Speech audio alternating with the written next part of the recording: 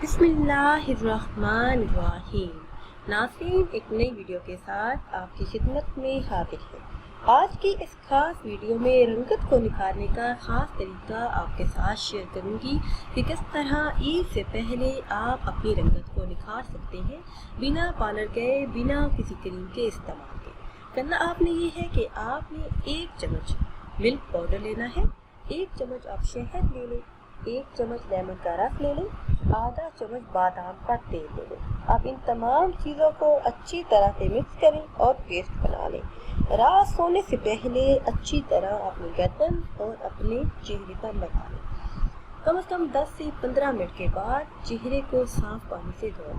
आपके चेहरे पर चमक आ जाएगी, चेहरे से दाग धब्बे भी साफ होंगे और रंगत भी निकलेगी। इसी तरह आपने बाजरे का आटा लेना है, पनीर टमाटरों के जूस में मिलाएं और इसमें आप खीरे का जूस भी शामिल करें और इसे चेहरे पर लगाएं। तकरीबन 20 मिनट के बाद चेहरे को साफ पानी से धो लें।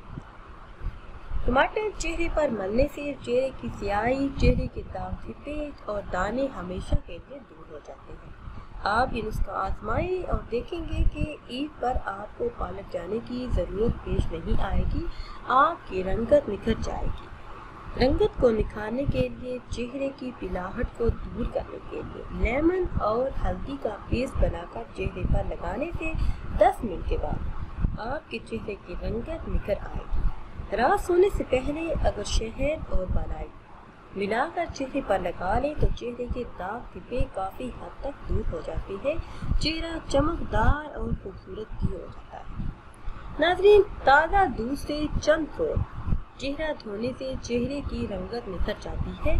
चेहरा दूध से धोने का मतलब ये है कि आप थोड़ा सा दूध लें, रुई की मदद से या फिर अपने हाथ के पोरों की मदद से उसे पूरे चेहरे पर लगा लें और कम से कम 15 से 20 मिनट के बाद चेहरे को साफ पानी से धो लें।